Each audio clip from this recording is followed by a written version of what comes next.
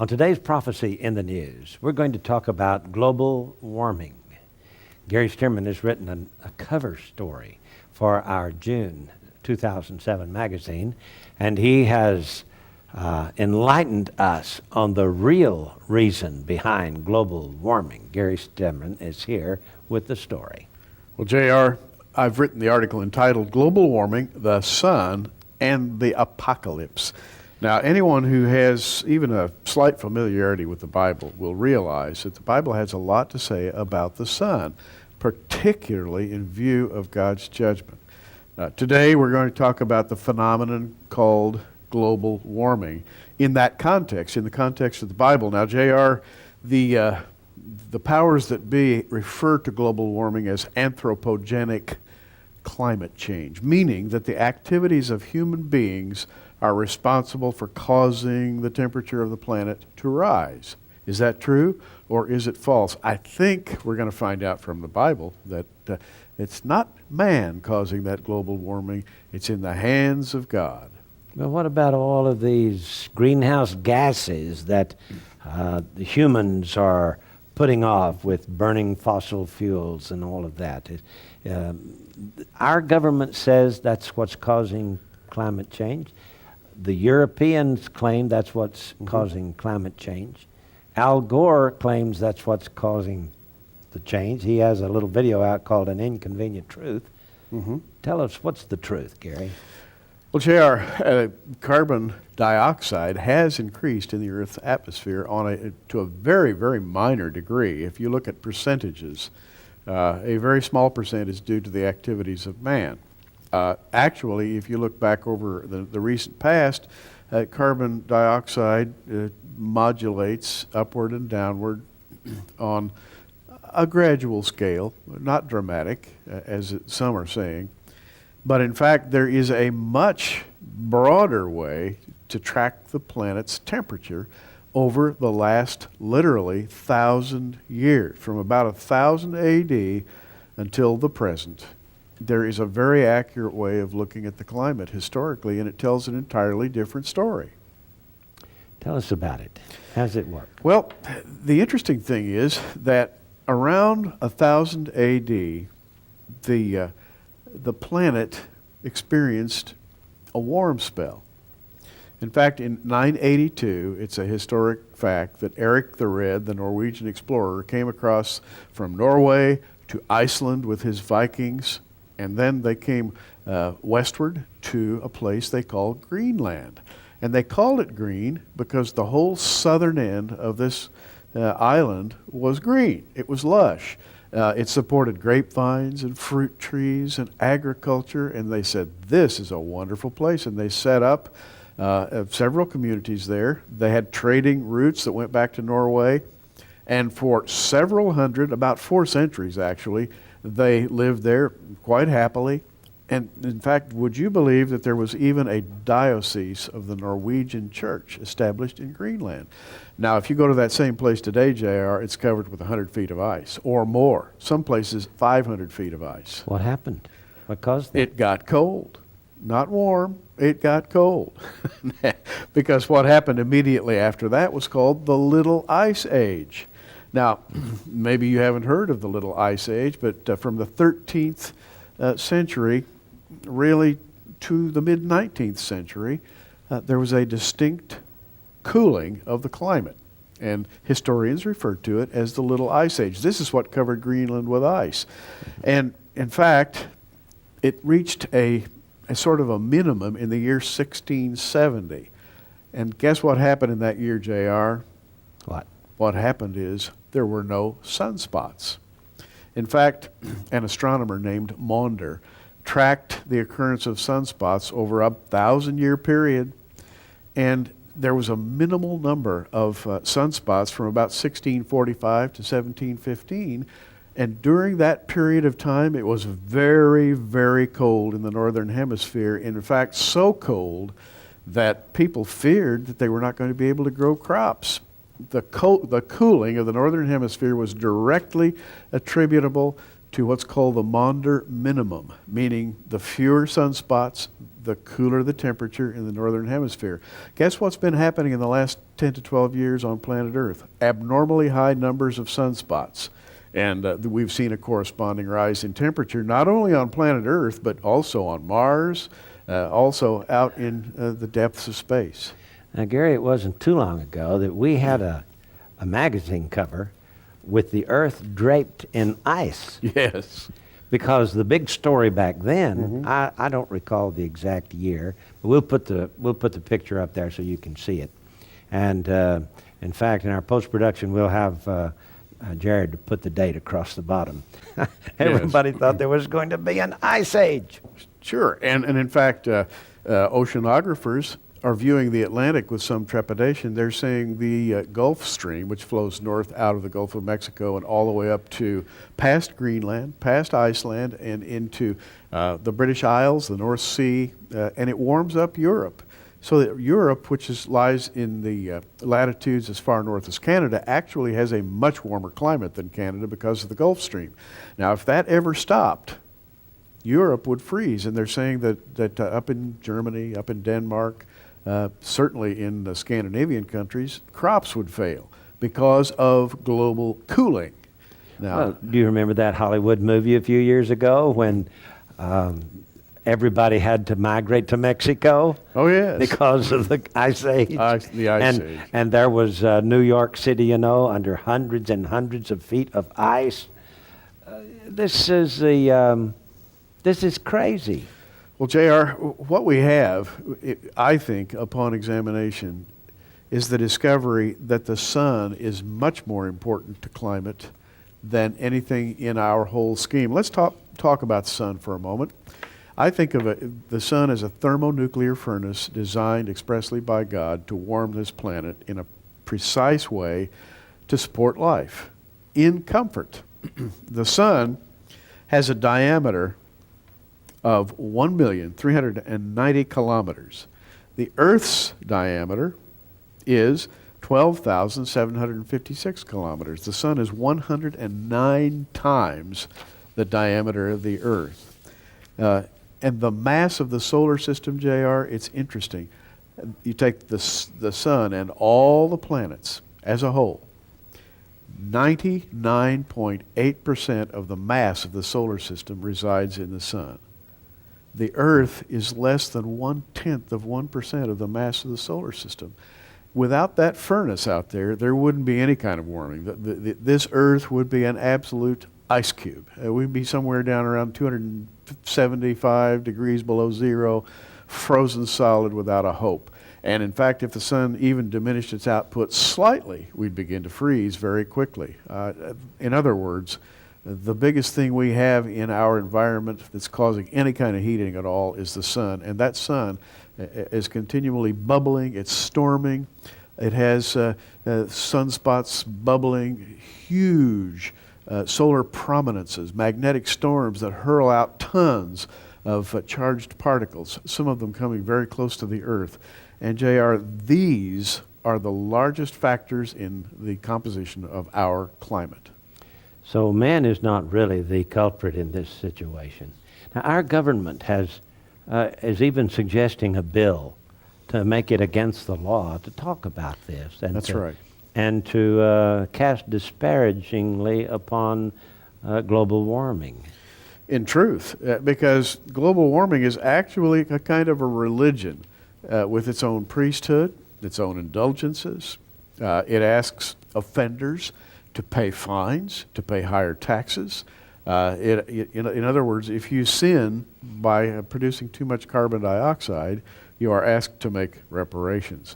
And in other words, it's considered almost a crime to speak against a particular theory of global climate change. This is nothing more to me than a religion with its own priesthood. And its indulgences, you say? Yes, indeed.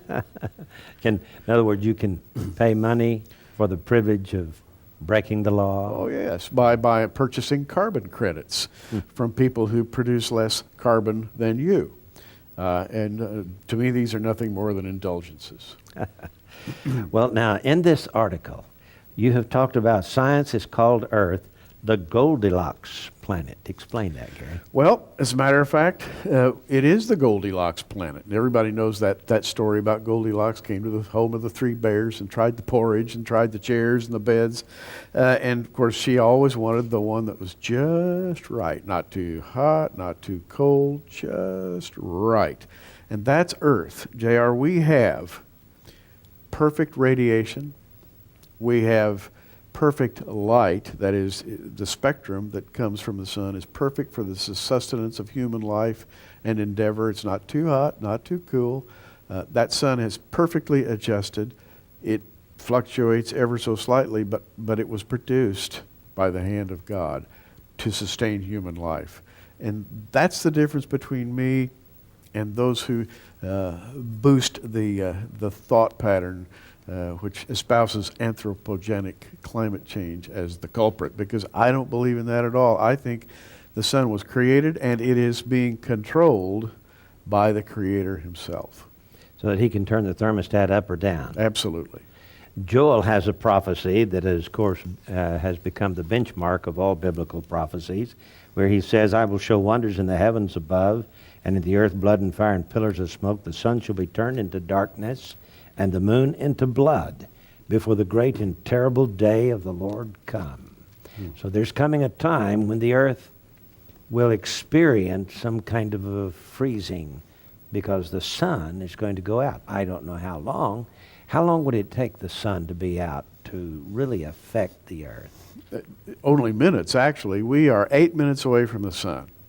If the sun went out entirely, just went black, we would still think it was shining for 8 minutes, and then it would go black. And I expect within perhaps 4 to 5 hours after that, temperatures would fall below the level that human life could be sustained. In other words, we have to have that constant energy from the sun, or we are an ice cube. We're simply History. history. Well, there's coming a time in the book of Revelation when men will be scorched with great heat. Now, what is this really talking about? What do you think will happen to cause that? J.R., this is fascinating. And you have written on the book of Revelation, and you've devoted many hours of thought to this, I know. Some people say that there are multiple blackouts of the sun, where the sun goes black, perhaps 1 or 2 or 3. I've seen as many as 5 times suggested for the sun to go black and then come back to its normal light again. But there is at least one solar blackout in the book of Revelation. It's quite well described, particularly in, and I believe it's in Revelation chapter 16, if I'm not mistaken, where the vials are poured out on the sun. And we have that, and I'm going to look it up right here. It's in the 4th vial. The 4th angel poured out his vial upon the sun. Power was given him to scorch men with fire. We find the theme of the sun's radiation being increased interspersed with the theme of the sun being totally blacked out. Isaiah speaks of the sun as being at one point 7 times warmer than normal. We don't know for how long, but I take it that the 4th vial and the event described by Isaiah are the same event. You know, at some point, an angel tampers with the sun in some way to cause it to produce more heat. And it says here, and men were scorched with great heat and blasphemed the name of God, which hath power over these plagues. In other words, God can control the output of the sun. Just sends forth his holy angels, and we don't know what they do, but they do something that causes the sun to change its radiation output. And they repented not to give him glory. Now, J.R., these would be the very same people who speak of anthropogenic climate change. They do not credit God with controlling heat and the climate. Yes, and blame man. They blame man. Now, why would they do that? They are usually the people who are in charge of all these greenhouse gases. We're talking the corporations, the oil cartel. These people, what are they doing? Trying to scare humanity into submitting to world government? JR, essentially that's it. They're trying to control the transfer of wealth. In other words, if you are considered a high-end carbon producer, then you are considered to be in violation, and you have to transfer carbon credits over to the less productive. This is nothing more or less than the transfer of wealth. from the richer to the poorer, supposedly to even out the means of production. It's nothing more than communism expressed as meteorology. That's all it is. Now, the Kyoto Protocols Yeah. addresses this problem. And as I understand it, the United States has not really signed on to the Kyoto Protocols, but are moving in that direction. Right. But a lot of the rest of the world has, I guess in, shall we say, lockstep because of the United Nations pressure that is being put upon them. But China throws every caution to the wind. Oh, yeah. They They're don't care. producing carbon hand over fist. They say that there are places in central China where the sun is blocked out by the smog, and nobody cares. JR, there's a United Nations committee called the United Nations Framework Convention on Climate Change, which is trying to achieve the power of consensus. That is, the power to control thought on a global scale. Well, they brought forth the Kyoto Protocol, in which they said that they're basically forcing the big producers of carbon dioxide to scale back to slow down the level of global warming or greenhouse gases. Now, over 160 nations signed on to these protocols. Actually, what they did is they submitted to the protocols, which are, in fact, quite punitive if you break the rules. The United States did not sign on because there are still enough people in our country, I think, with common sense to resist that kind of global piracy, that kind of global authoritarianism. But who knows how long that'll last. Well, according to Joel, the day of the Lord is going to be, as he says, a day of darkness and gloominess, a day of clouds and thick darkness, as the morning spread upon the mountains. A fire devoureth before them.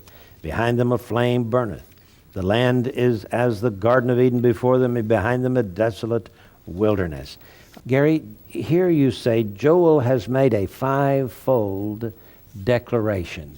And of course, Joel being, I guess, setting the standard for the end of days, talking about the day of the Lord.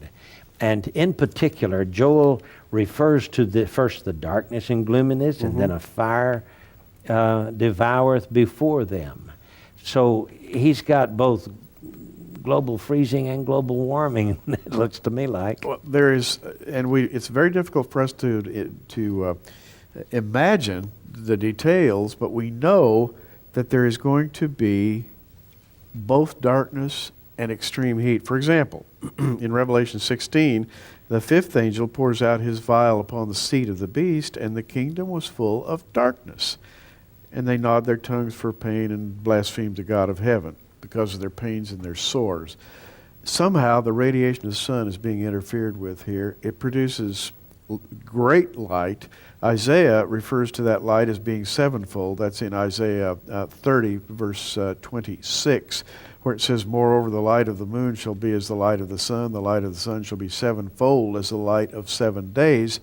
So in some way, the sun is going to vacillate from extreme brightness to extreme darkness, and men are going to be ravaged with sores. They're going to be gnawing their tongues for pain. Imagine this. We are urged to put on sunscreen, to wear UV absorptive lenses in our glasses so that we will not be hurt by ultraviolet radiation, so we will not suffer skin cancer. Imagine what would happen if the sun were tampered with in this way, and you wouldn't dare go outside without being totally covered up. Imagine how hot it would be inside a car if the sun were 7 times in brightness. You literally couldn't get inside that car.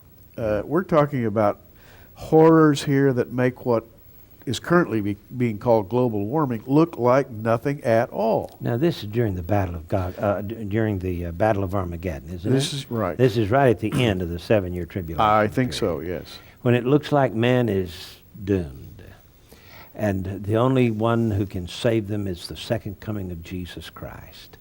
Finally, at last, the world will have to admit there is a God. That's what's going to be, I think, the big kicker in this whole thing. Absolutely. The Lord is coming back. And he's coming to judge the world, isn't he? He's coming to judge the world. He's coming to destroy a corrupt system that has been developing literally for millennia, ever since Nebuchadnezzar and the head of gold in that statue that we talk about. This global system has been developing and developing. And right now, JR, it is the global system that is boosting this whole concept of anthropogenic climate change. And they're doing so for the purpose of gaining control. I am convinced gaining control over humanity by imposing the threat of a terror, which they claim that only they will be able to stop. So you must sign on to their treaty, or else all this horrible fate is going to befall humanity. Now, Gary, I've got to ask you. It is true that around the North Pole area, the ice has melted. There's an ocean there. There's no land. It's water now. And there used to be glaciers in the Rocky Mountains. They're now just little lakes. And the ice in the Antarctic is melting and falling off into the ocean. In fact, some say that the ocean is going to rise. I don't know that that's true or not, but the fascinating thing is it is getting warmer. Now, what's causing that? Well, JR, would you believe, here I think we're free to put a lot of thought from a biblical perspective into this whole idea, namely, what caused those glaciers to start melting 1,000 years ago? Because they've been melting for 1,000 years. As a matter of fact, all of North America used to be covered with glaciers, right down to Oklahoma. There were woolly mammoths wandering around here, and we often, home builders will start to excavate for a foundation. They'll find the skeleton of a woolly mammoth. What caused those glaciers to retreat 1,000 years ago, 2,000 years ago, 3,000 years ago? I am convinced that the great flood of Noah brought a huge rain of ice upon the earth, and that ice has been in the process of melting ever since, and we're now almost at the end of the period when that ice was melting. Now, that's just my personal opinion. So, it's like when you have a big snowstorm in the winter, and the springtime comes, and it begins to thaw, and you can't tell that it's thawing until it gets right down to the last few piles in your front yard, and then it just starts disappearing right away, and you wake up to realize that the snow's almost gone. That's what you're saying. That's what I'm saying, and I'm saying that it's been disappearing not just for the last 100 years, but for the last 2,000, 3,000, 4,000 years. Ever since the days of Noah, I am convinced that ice heaped up in the northern hemisphere. It's been melting ever since, long before there were SUVs and heavy-duty manufacturing. Now, before the flood of Noah, the Bible says it didn't rain. So there was some kind of a heavenly control of our weather system, so that mist came up out of the earth and watered everything. But with the flood of Noah, a tremendous change in the ecology occurred. Absolutely, and that change in the ecology was not caused by man, it was caused by God. Genesis 2:3 says, "Every plant of the field before it was in the earth, and every herb of the field before it grew, for the Lord God had not caused it to rain upon the earth, and there was not a man to till the ground." Notice that phrase, the Lord God had not caused it to rain upon the earth. That points out the cause of the rain. It's God that's causing the rain. Do you remember in the Old Testament days, the Lord promised the Jewish people that he would let it be nice weather for 5 days, and then over the weekend it would rain. And it would rain while they were enjoying their Sabbath rest, so that it would not impede their work in the fields. And this was true for centuries. The Lord allowed the rain to come on the Sabbath while the people were resting. So that's a divine control, isn't it?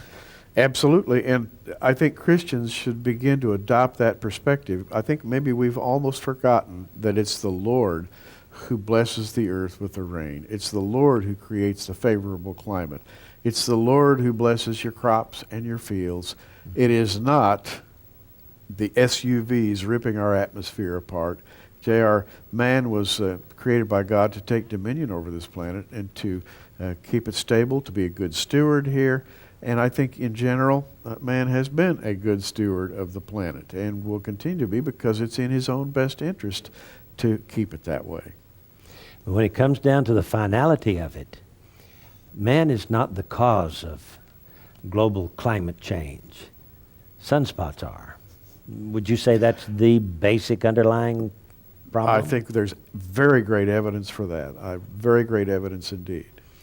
And there is a God in heaven, and he is in complete control. You know, when the judgment comes, and it could be in a few years, decades, we don't know exactly when, but I think we have reached very close to that time. People need to receive Christ as their Savior. That's the only hope. This is J.R. Church from Gary Sturman. Until next time, keep looking up.